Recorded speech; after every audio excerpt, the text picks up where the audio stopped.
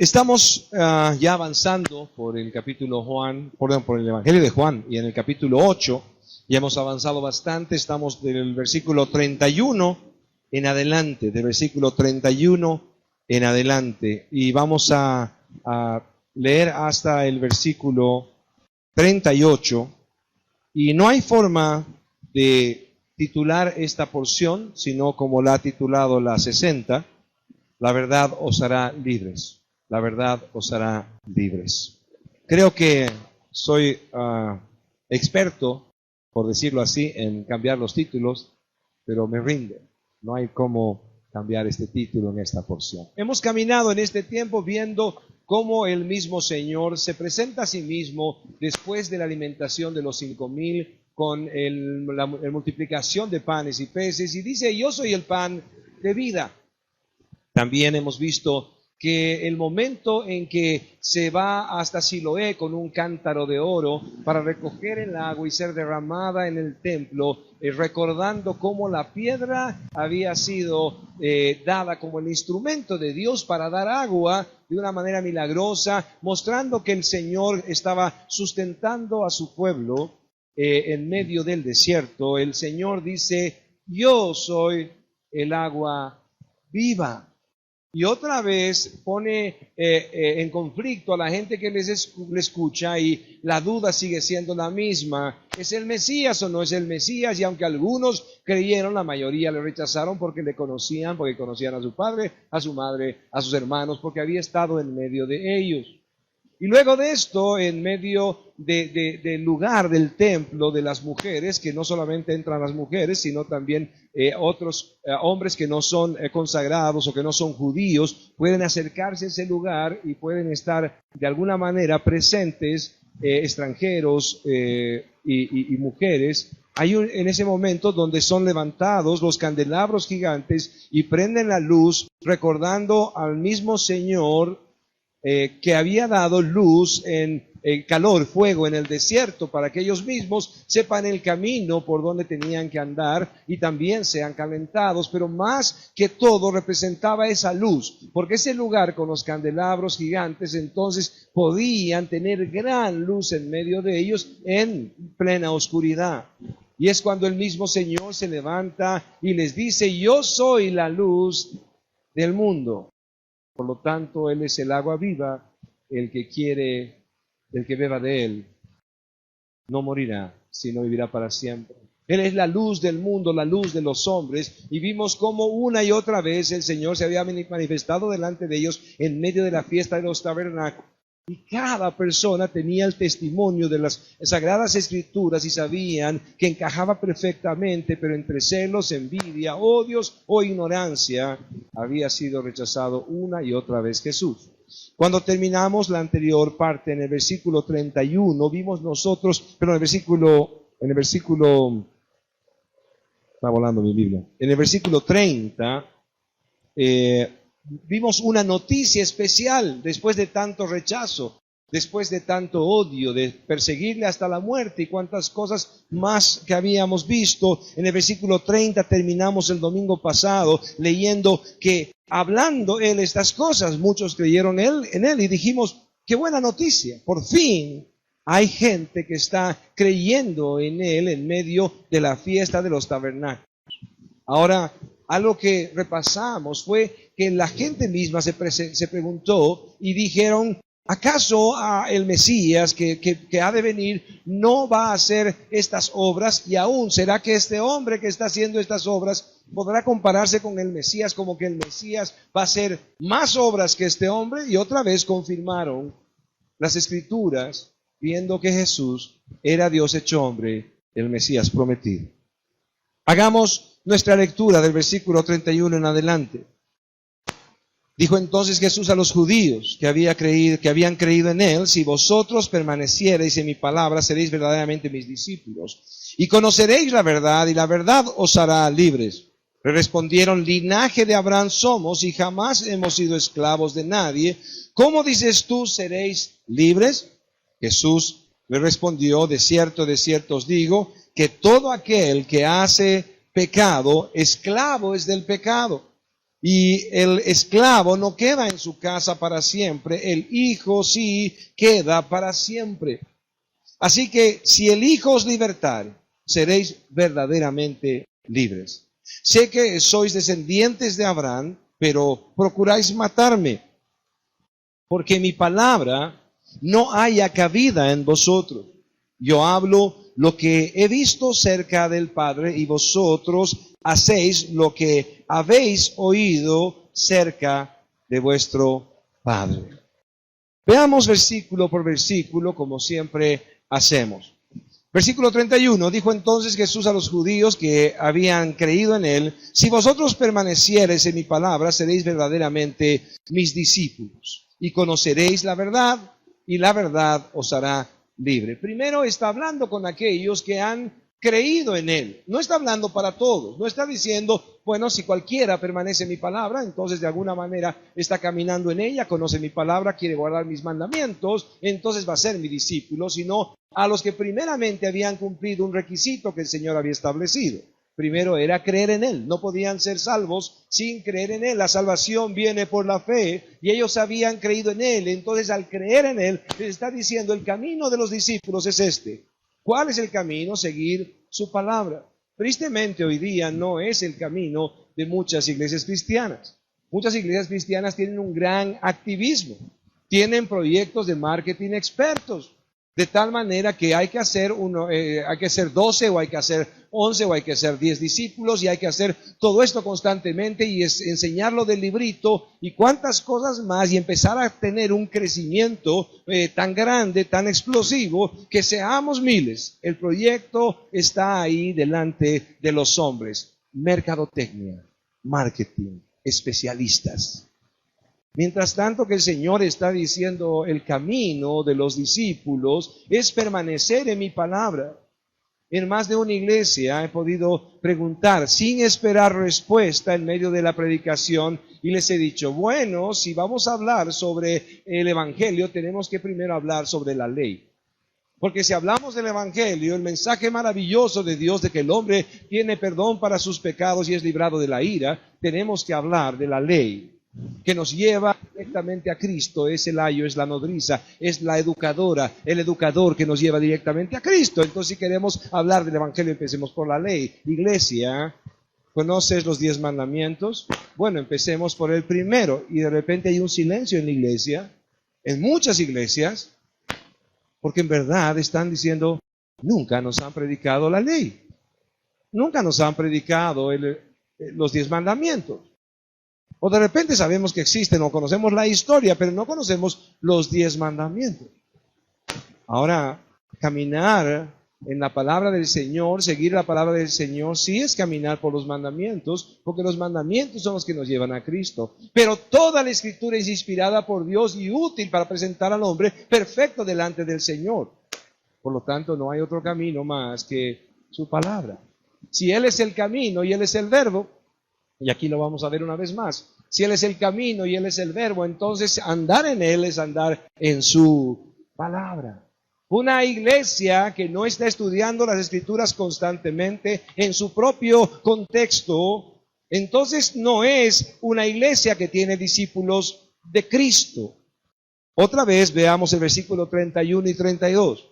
Dijo entonces Jesús a los judíos que habían creído en él: si vosotros permaneciereis en mi palabra, seréis verdaderamente mis discípulos. Y el versículo 32 dice: y conoceréis la verdad, y la verdad os hará libre. Él es la verdad, Él es el verbo, Él es la palabra. Ellos, al conocerle a Él de alguna manera, creer en Él, no habían conocido toda la verdad.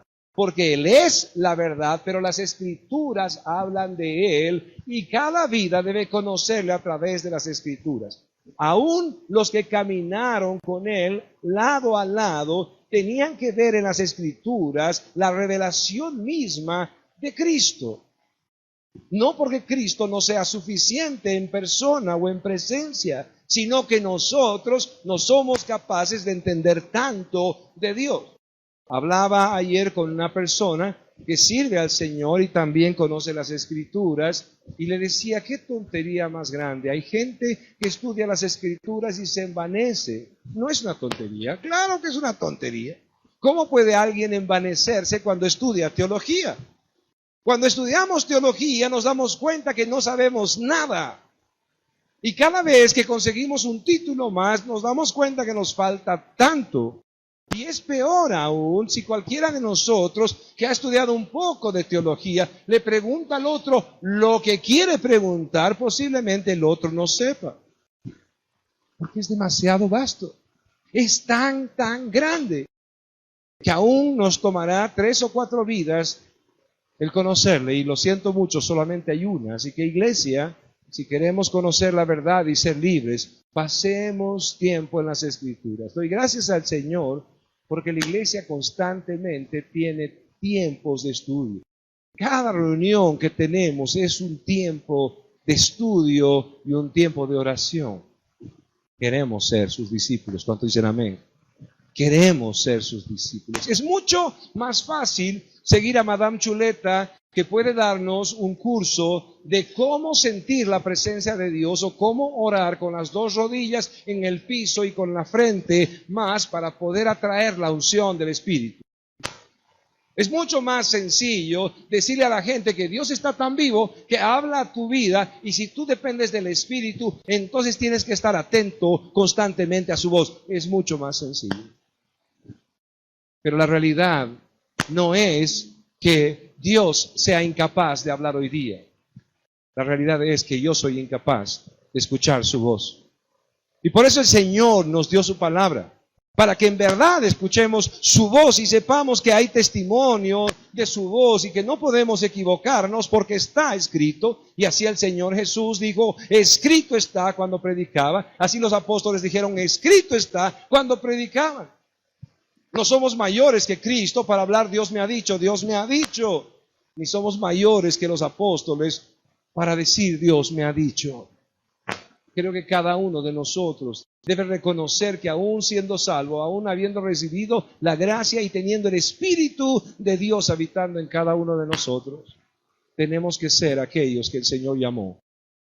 Entonces, si son mis discípulos, entonces conocerán la verdad, y la verdad os hará libres. Libres hoy en día de tantas cosas. La libertad que el Señor nos está dando es abrir nuestros ojos hacia muchas cosas que ya se han convertido en herejías. ¿Cuántas denominaciones cristianas existen? ¿Cuántas o doctrinas multiplicadas, pequeñas, y corrientes nuevas van saliendo? Cada vez encontramos algo nuevo, algo más. Y lo peor es que las iglesias siguen leyendo libros de alguien para desarrollar su doctrina. Sería maravilloso que podamos nosotros tener la capacidad y la claridad de escoger libros de gente realmente consagrada al Señor, que caminen las Escrituras de tal forma que podamos aún no solamente estudiarlas y que nos lleven a la Biblia, y que podamos recomendarlos como algunos libros o algunos autores podemos recomendar.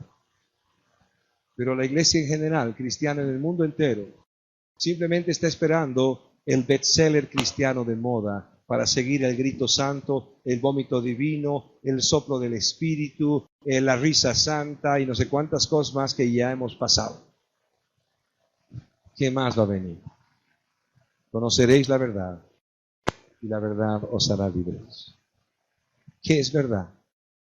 En el Evangelio entendemos nosotros que la primera verdad para nuestras vidas es que no tenemos la capacidad de creer en Dios y no tenemos la capacidad de elegir a Dios, que estamos muertos en nuestros delitos y pecados y que por causa de todo esto el Señor Jesucristo tuvo que venir, Dios tuvo que hacerse hombre y pudo darnos una nueva vida, la regeneración. Tuvo que darnos vida en medio de nuestra muerte para poder revelarse a nosotros y que podamos creer. Tuvo que darnos fe porque no tenemos la capacidad de creer y nos dio fe porque la fe es un don de Dios. Y Él es el que nos arrastró a los pies de Cristo para que Cristo nos lleve al Padre. La verdad es que el hombre es inútil para su salvación, pero tiene un Dios poderoso para salvar. ¿Cuántos dicen amén? ¿Cuántos dicen amén? Versículo 33. Dice, y le respondió, linaje de Abraham somos y jamás hemos sido esclavos de nadie. ¿Cómo dices tú, seréis libres? ¡Qué gran comparación! Me gustó mucho escuchar a Raúl Ferrero cuando dice, cuando alguien discute rápidamente y está nervioso, dice cualquier cosa. Y creo que es verdad. Creo que cada uno de nosotros necesita respirar un poco cuando viene la tensión y pensar en lo que uno va a decir. Porque puede decir algo de lo que se va a arrepentir. Ahora ellos están diciendo una verdadera mentira. Están diciendo, ¿cómo tú estás hablando de libertad? ¿Cómo tú estás hablando de libertad si nosotros nunca hemos sido esclavos? Babilonia los esclavizó. Estaban como esclavos de Egipto. Estaban ellos esclavizados. Luego de esto también, en medio de lo que están hablando, son esclavos del Imperio Romano. Porque no son libres, ni siquiera podían apedrear libremente. Podían ser condenados, ellos se apedreaban a alguien. Tenían que tener permiso de las autoridades, el gobierno, el Imperio Romano estaba sobre ellos, las leyes estaban sobre ellos. ¿Acaso no es el apóstol Pablo que cuando está preso, él exige como ciudadano romano que lo liberen y lo liberan por causa de su ciudadanía? Claro que sí, estaban bajo autoridad absoluta y habían sido realmente como esclavos. ¿Cómo digo que habían sido esclavos en medio del Imperio Romano? Ustedes saben que un judío, si era llamado por un romano para cargar una milla, sus cosas debía hacerlo. Entonces alguien salía del mercado y era ciudadano romano y veía una familia judía por ahí y decía, bueno, vengan, alcen esto, llévenlo a mi casa. Y podían caminar una milla. Y por eso el Señor les dice que si alguien les pide que carguen una milla, carguen 2 millas. Háganlo mejor aún. Pero luego de esto, el Señor les muestra una esclavitud aún peor de la que ellos habían vivido como nación. Versículo 34. Jesús les respondió, de cierto os digo que todo aquel que hace pecado, esclavo es del pecado. Versículo 35. Y el esclavo no queda en casa para siempre, el Hijo sí queda para siempre. Veamos una vez más el versículo 34. Jesús le respondió, de cierto os digo, que todo aquel que hace pecado, esclavo es del pecado. Ellos también, como las personas hoy día, creían ser libres de alguna manera, porque ellos también tomaban sus propias decisiones, mientras tanto que no contravengan al Imperio Romano. Entonces, tomaban muchas decisiones libremente, podrían decirlo así. ¿Han escuchado a alguna persona que dice, no, yo no soy religioso, yo tengo una forma de relacionarme con Dios a mi manera, de forma independiente, por eso no tengo religión, los religiosos son hipócritas, los religiosos son así, y lo son, pero de todas maneras yo creo que el infierno es en esta tierra.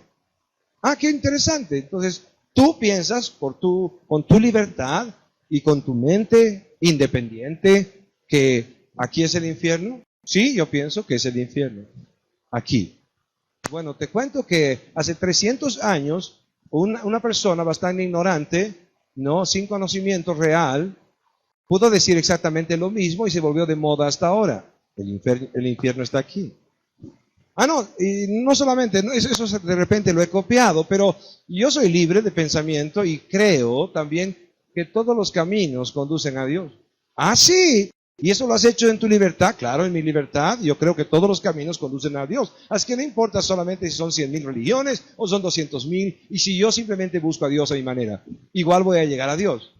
Entonces, tú la has tomado libre. Sí, totalmente libre. Bueno, te cuento que en la época del Imperio Romano y alrededor de este tiempo, había una frase famosa que era, todos los caminos conducen a Roma, porque Roma era el imperio más poderoso. Y al ser el más poderoso, era como la gente hoy día dice, quiero ir a Miami. No sé por qué, pero la gente siempre dice, yo quiero ir a Miami. Y ahora, de repente algunos ni conocen Miami, pero quieren ir a Miami. Pregúntales por qué. No sé, está de moda. ¿Por qué? Porque es famoso, porque todo el mundo quiere ir a Miami. Peor si los niños quieren ir a Disney World. Pero el imperio tan grande estaba obviamente manejando la economía del mundo. Por lo tanto, todos los caminos conducían a Roma. Entonces no pienso libremente. Sí, el problema es ese, que uno o es esclavo del diablo o es esclavo de Dios. El hombre verdaderamente libre es esclavo de Dios. La verdadera libertad es tener un amo en nuestra vida que pueda gobernar nuestra vida. Porque nosotros somos tan inútiles para gobernarnos que siempre terminamos destrozando a los que nos rodean y destrozando nuestras vidas. Soy consejero más de 25 años y estoy seguro de lo que estoy diciendo, porque soy consejero para cristianos y para no cristianos. Y esa es la realidad, que el hombre mientras tanto que maneja una libertad donde no es dirigido por Dios, donde no toma en cuenta los principios de Dios, jamás puede hablar realmente de libertad. Es esclavo del pecado, es esclavo de sus pasiones. Pierdan sus hormonas, no es gobernado por sí mismo en libertad. Y tristemente esto solamente trae condenación. Pero si conoces la verdad, serás libre.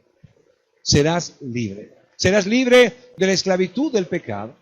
Serás libre del dominio del diablo. No, pastor, yo también soy libre para pensar y no creo en el diablo. Esas son historias de los curas en la Edad Media y de los pastores ahora de moda. No creo. Tristemente, otra vez, el negar a Dios o negar a Satanás no nos libra ni del juicio de Dios ni del gobierno de Satanás sobre nuestras vidas. Versículo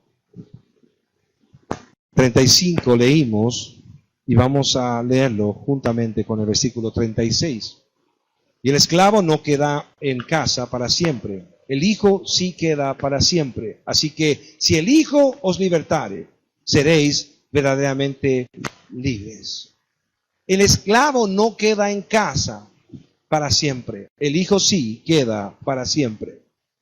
Por lo tanto, si el hijo del dueño de casa, está hablando en el contexto de ese tiempo, si el hijo de una casa donde hay esclavos, acuérdense que estamos dentro de un contexto histórico de esclavos, está diciendo, si es el hijo del dueño, es el hijo del dueño, el heredero de todo, que le da libertad al esclavo, entonces el esclavo es libre. De otra manera no puede ser libre.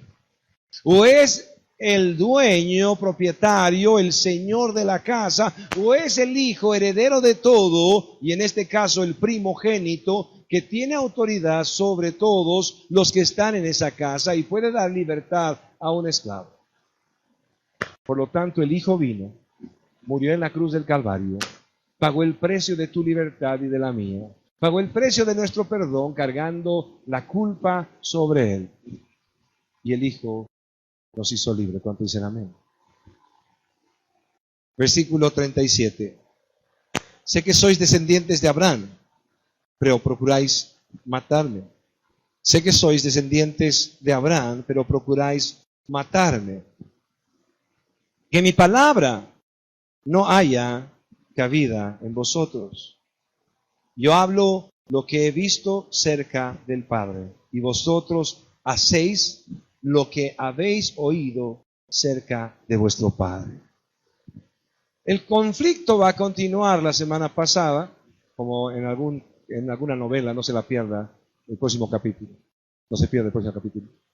Pero vamos a ver nosotros que el Señor está mostrándoles que en verdad ellos creen ser hijos de Abraham como descendencia misma de Dios. Por lo tanto, si en Abraham es construida toda una nación, ellos son herederos de los profetas, son herederos de los mandamientos, herederos de todo, del templo y de cuantas cosas que Dios ha establecido, que Dios ha dado para culto a Él, para que vivan para Él. Una nación que ha sido preparada para vivir para Él. Pero el problema es que están hablando de libertad y no entienden que su verdadera esclavitud está más allá de la esclavitud de los hombres. Es una esclavitud de pecado. Pero por otro lado, está estableciendo claramente, y lo va a decir, que no son hijos de Abraham.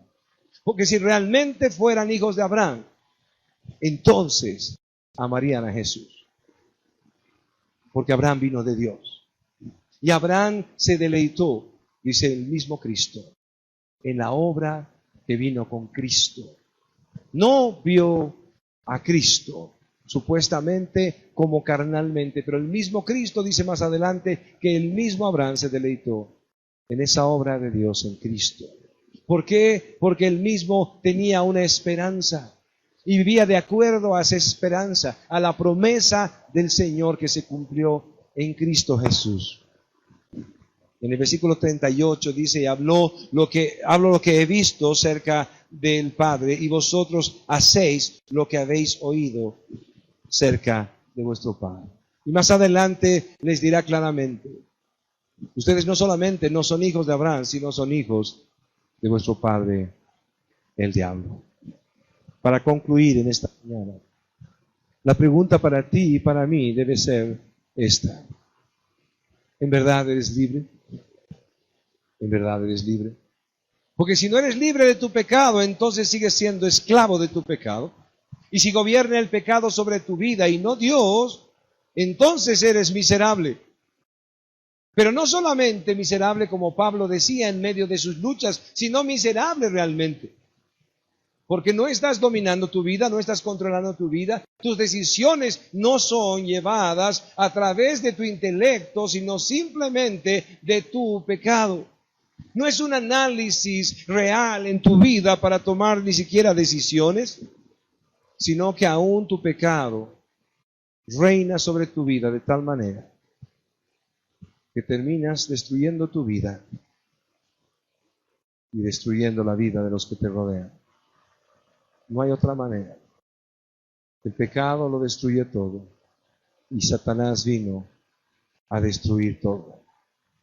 Si tú tomas una decisión de ser discípulo de Cristo, entonces tienes que aferrarte al Señor a través de las Escrituras. Tienes que conocer las Escrituras, que no te van a envanecer si las estudias genuinamente. Si eres sincero delante de Dios en tu estudio de las Escrituras, lo único que va a hacer la Escritura es llevarte a la humillación, para que sepas que solo dependes de Dios. Y de ahí en adelante estarás aferrado a Él por siempre, como aquel que verdaderamente es libre. Porque ahora tiene un Señor que es amoroso para su vida. Es esclavo de Cristo. Es esclavo del amo más precioso y maravilloso de este mundo, que estuvo dispuesto a darlo todo por cada uno de sus discípulos. Ponte de pie y podamos orar.